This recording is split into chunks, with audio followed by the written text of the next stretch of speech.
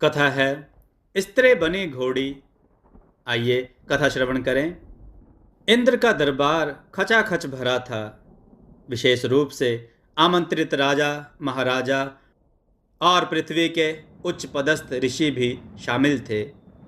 रंगोत्सव चल रहा था। इंद्र के विशेष कृपा पात्र नृत्यांगना उर्वशी और उनके साथी अद्भुत नृत्य कर रहे थे। राजाओं और सम्राटों के लिए इतनी सुंदर महिला को देखना और आसानी से प्रसन्न होना स्वाभाविक था, लेकिन ऋषियों को इतने आकर्षण से प्रभावित करना आसान नहीं था। धीरे धीरे नृत्य के साथ गंधर्व का संगीत भी आने लगा। अब ऋषि मुनियों के और उस सभा में संगीत या नृत्य का ज्ञान रखने वालों के भी धन्यवाद मिलने लगे। केवल एक ऋषि दुर्वासा शांत बैठे थे।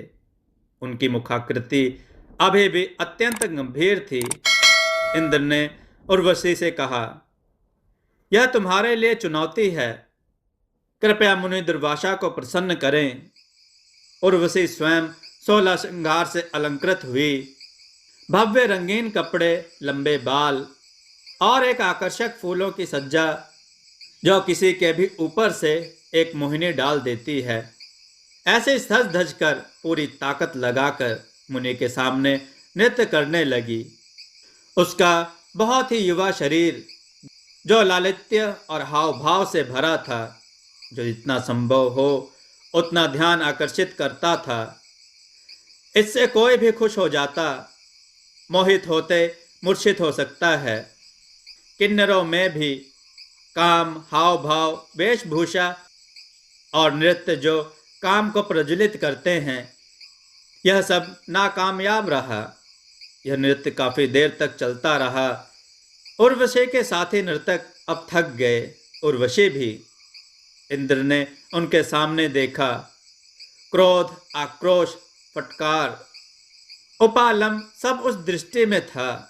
हारी हुई उर्वशी ने कहा, महाराज, सुपात्र के सामने ही सब कुछ ठीक है। पत्थर पर पानी डाला जाए तो वह नीचे की ओर ही बह जाता है। सदा वन में पड़े रहते ऋषि को कला की क्या जानकारी होगी। और साहित्य, संगीत, कला के बिना मनुष्य साक्षात बिना पूंछ के पशु समान होता है। दुर्वासा ने यह सुना। क्रोध का दूसरा नाम दुर्वासा है। क्या कहा कन्या? फिर से बोल तो। उर्वशी के सामने गुस्से से लाल होते उन्होंने पूछा। ऋषि, आपको कई क्षेत्रों का विस्तृत ज्ञान होगा, लेकिन आप कला, संगीत और सौंदर्य के बारे में नहीं जानते हैं। आप वज्र की तरह कठोर हैं। मैंने आपको खुश करने के लिए जो मेहनत की, सब व्यर्थ है। दुर्वासा मुनि उठ खड़े हुए। मुझे जानवर कहने वाली तुम कौन होती हो? 2 कौड़ी के नर्तकी जो स्वर्ग में कृपा पात्र होते सर पर चढ़ गई है। जाओ, मैं तुम्हें श्राप देता हूँ। तुम एक जानवर के रूप में पृथ्वी पर जाओगी, एक अकेली महिला की स्थिति में, रात को और दिन में घोड़ी।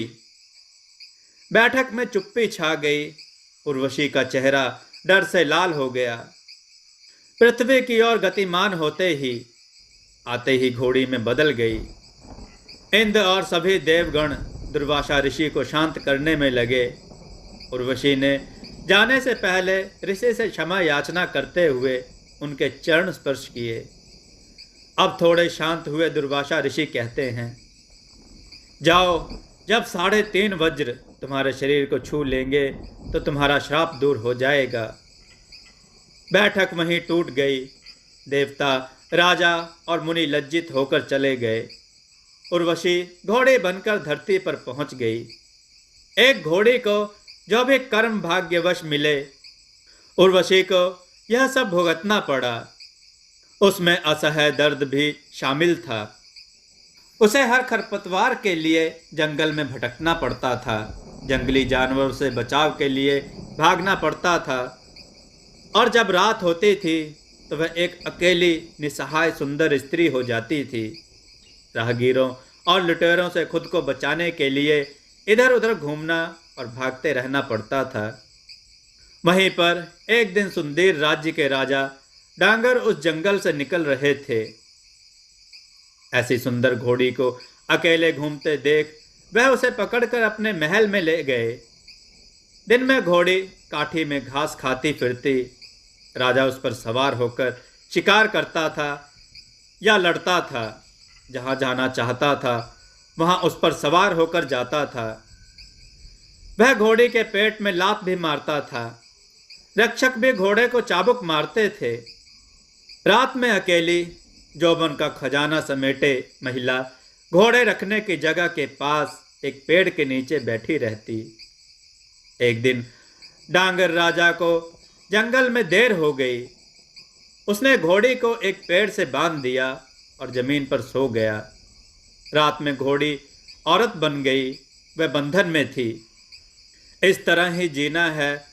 3:30 वज्र एक साथ आने की संभावना नहीं थी। यह सोचते ही उसकी आंख से एक गर्म आंसू गिर गया। उस पर आंसू अपने पर गिरते ही राजा डांगीर जाग उठा। एक घोड़े के बजाय बंधन में एक अवर्णीय सुंदर महिला को देखते ही वह आश्चर्य मुग्ध हो उठा। वह सुंदरी फूट फूट कर रो रही थी। राजा ने उसके आंसू पोंछे। उर्वशी ने अपनी दास्तां सुनाई। राजा को उर्वशी की कहानी पर विश्वास नहीं हुआ। फिर भी उसने कहा, मेरा मानो तुम मेरी रानी बनो। दिन में तेरा अलग घोड़ार और रात में मेरा महल। उर्वशी ने एक शर्त पर स्वीकार किया कि वह यह सच्चा भेद किसी को नहीं बताएगा और किसी भी परिस्थिति में किसी के सामने आत्मसमर्पण नहीं करेगा। स्वर्ग में नित्य बैठकें फीकी पड़ गईं। चांद के बिना अकेले तारे रात में कैसे भी कितनी भी देर चमकते रहें, पर उर्वशी के बिना इंद्र की सभा बेरंग थी। इंद्र ने स्वर्ग और पृथ्वी के बीच एकमात्र मध्यस्थ नारद जी से सलाह मांगी। नारद जी ने कुछ करने का वचन दिया। बहुत सोचा। अंततः नारद जी वासुदेव श्री कृष्ण के महल में गए। वहां उनका बहुत अच्छे तरह से स्वागत हुआ। फिर उन्होंने कृष्ण के पुत्र प्रद्युम्न को निजी तौर पर बुलाया और कहा, सुंदर राज्य के राजा डांगीर के पास एक अद्भुत आकर्षक रानी है। उसकी भव्यता की सराहना करने के लिए शब्द कम हैं। वह सुंदरता यादवों के बुआ के पुत्र, पांडवों के शत्रु दुर्योधन के खंडित राज्य के राजा खांडेर की बिना ब्याही रानी है। उस रानी का अभी तक पाणी ग्रहण नहीं हुआ। वह तो यादवों के परिवार के प्रद्युम्न के बिस्तर में सुशोभित हो सकती है। डांगीर जैसे खंडिया राजा की नहीं। सच्चे हीरे का एक नया हार भिखारिन की गर्दन के लिए या रानी की गर्दन को सुशोभित करने के लिए होता है। नारद जी को यकीन था कि कृष्ण ऐसी बातों में नहीं पड़ेंगे, लेकिन प्रद्युम्न युवा खून गर्म हो गया, काम से प्रज्वलित हो उठा। नारद जी से उस रूप का कामुक वर्णन देखकर उसमें घी डालने का कार्य किया। नारद जी ने उस रूप का कामुक वर्णन देकर उसमें घी डालने का कार्य किया। प्रद्युम्न उस महिला का हरण करने के लिए तैयार हो गया, मगर कृष्ण ने उसे समझाया तो वह कहने लगा कि तुमने मेरी मां रुक्मिणी को भी इसी तरह से प्राप्त किया है। श्री कृष्ण को आखिरकार नारद जी ने उकसाया। प्रद्युम्न के पास यह महिला होने में कुछ भी गलत नहीं था, जो शाही परिवार की श्रृंगार होने लायक थी। प्रद्युम्न ने डांगीर के सुंदर राज्य पर आक्रमण कर दिया। डांगीर ने पूरी ताकत से प्रतिकार किया, खूब लड़ा पूरे जुनून से, लेकिन चींटी को मात करने में पूरे लश्कर को कितना समय लगता है। आखिरकार खांडेर अपना वादा कि वह महिला को किसी को नहीं सौंपेगा, उसका पालन करने के लिए उन्होंने हस्तिनापुर के राजा दुर्योधन से मदद मांगी। दुर्योधन ने कहा, मैं अपनी बलवान सेना सिर्फ एक गणिका को बचाने के लिए नहीं दूंगा, लेकिन वो भी कृष्ण वासुदेव की सेना के खिलाफ तो था। फिर भी उसने सोचा और कहा, उनकी रणनीति और विशाल सेना के खिलाफ मेरा काम नहीं। इसके अलावा प्रद्युम्न मेरा भतीजा है, क्योंकि वह मेरे फुफेरे भाई श्री कृष्ण का पुत्र है। मुझे उसे एक अच्छी दुल्हन मिले, इसमें सहाय करनी हो या युद्ध, किसी की पत्नी उठा लाने, ऐसे गलत कार्य में मेरी सहायता मत लो। निराश होकर डांगीर ने राजा दुर्योधन के शत्रु पांडवों के सामने आत्मसमर्पण कर दिया। वह सही था, पाणी ग्रहण ना भी हुआ तो भी यही कन्या उसकी शरण में थी, इसलिए उसकी रक्षा करना डांगीर का कर्तव्य था। क्षत्रिय धर्म किसी भी तरह से आत्मसमर्पण करने वाले की रक्षा करता है। युधिष्ठिर ने धर्म की व्याख्या की, साथ ही पूछा, क्या हम अपने चचेरे भाई श्री कृष्ण के खिलाफ एक गणिका के लिए लड़ेंगे? भीम कहते हैं, एक बार वासुदेव ने हमारी मदद जो की तो वह सर चढ़ा हो गया है, एक बार सामना करने दो। पर एक बात स्पष्ट है, वह 100% अपना घातक सुदर्शन चक्र लाएगा। तो आइए हम शुरू से ही अपने पास त्रिशूल रखें, जो शिवजी द्वारा अर्जुन को दिया गया था। सब कुछ सही है प्यार और युद्ध में। यादव सेना का सामना करने के लिए पांडवों ने शिवजी का त्रिशूल लिया और एक अनजानी गणिका के लिए दोनों फूफी मामा के पुत्र आमने सामने आ गए। युद्ध में क्षत्रिय को किसी भी तरह से जीतना ही होता है, इसलिए जब श्री कृष्ण ने अपना सुदर्शन चक्र भेजा तब पांडव शिवजी के त्रिशूल से उसका सामना करने आ गए। यादव और पांडव सेनाओं के बीच भयंकर युद्ध हुआ, बहुत तबाही हुई। ना कोई पलायन होता है, ना हार स्वीकार करता है। युद्ध रुकने का नाम ही नहीं ले रहा है। नारद जी के मन में यह विचार आया कि अब हमें हस्तक्षेप करना चाहिए। इन्होंने अब माया की रचना की। उर्वशी को रथ पर बिठाकर डांगीर ले जा रहा है और वहीं से उर्वशी को उठाते, उसका हरण करते प्रद्युम्न भागने की कोशिश करता है। डांगीर राजा नीचे रथ के पास अपने जीवन की चिंता किए बिना लड़ रहा है। डांगीर और यादव सेना के बीच एक भयंकर युद्ध हुआ। श्री कृष्ण की यादव सेना ने आखिरकार सुदर्शन चक्र छोड़ दिया। जवाब में पांडव सेना ने शिवजी के त्रिशूल से उस चक्र पर हमला किया। दोनों ऐसे वज्र से बने थे जो टकराते हैं। आग की बरसात होती है मगर किसी भी हाल में नहीं टूटते। प्रद्युम्न ने श्री कृष्ण से सलाह पूछी। कृष्ण ने अब नारद जी को पूछा कि क्या किया जाए। नारद जी बस इस मौके के ही तलाश में थे। नारद जी की सलाह से प्रेरित होकर श्री कृष्ण जी ने हनुमान जी को इन दोनों हथियारों को नाकामयाब करने के लिए बुलाया।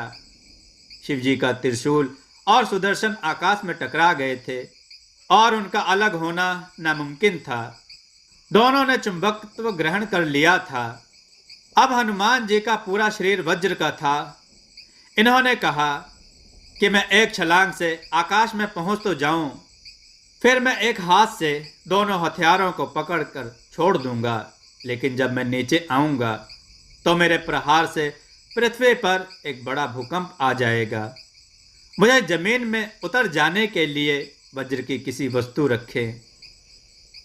अचानक भीम ने कहा, बड़े भाई, मैं अर्ध वज्र हूँ। एक बार हम पांचों भाई पूजा करने से पहले नदी में स्नान करते थे। स्नान करते समय मैं गिर गया। मेरे विशाल शरीर ने नदी के प्रवाह को रोक दिया। माता पार्वती ने भगवान शिव से कहा कि मेरे कपड़े पानी में डूबे हुए हैं, कुछ करो। भगवान शिव हंसने लगे। शिव जी ने मुझे उठाने के लिए मेरे शरीर को छुआ। उसके बदौलत मेरा बायां अंग वज्र का है। मैं लेटकर सो जाऊंगा, तुम अपने हथियार गिरा दो और मुझ पर कूद पड़ो। आग के लपटे बरसाते उन दिव्यास्त्रों को पकड़ने के लिए हनुमान जी आकाश में छलांग लगाते हैं। एक हाथ से सुदर्शन चक्र और दूसरे हाथ से शिव जी का त्रिशूल धारण किया। चुंबकीय शक्ति से सटे दो वज्र, तीसरा वज्र खुद हनुमान जी के हाथों में पकड़े गए और उनसे आग छोड़ना हनुमान जी के द्वारा बंद कर दिया गया। हनुमान जी जय श्री राम कहते हुए जमीन पर कूद पड़े। नीचे भीम पृथ्वी को उनके झटके से बचाने के लिए अपनी बाईं ओर लेटे हुए थे। दो वज्र के बने दिव्यास्त्र, वज्र से बने हनुमान जी का शरीर यानी तीसरा वज्र, और उनके चरण स्पर्श से भीम आधे वज्र 3.5 वज्र का मिलन हुआ। रथ पर बंधी एक सुंदर कन्या उर्वशी आकाश में उड़ गई। सभी के मुंह खुले रह गए। 3.5 वज्र मिले और उर्वशी अपने श्राप से मुक्त हो गई। दोस्तों, आपको यह कथा कैसी लगी? अपने विचार और सुझाव कमेंट में जरूर दें। हमारी कथाओं को लाइक करें, हमारे चैनल को सब्सक्राइब करना न भूलें। हमारी कथाओं को शेयर जरूर करें जिससे लोगों को अच्छा ज्ञान प्राप्त हो। जय श्री राम भक्तों।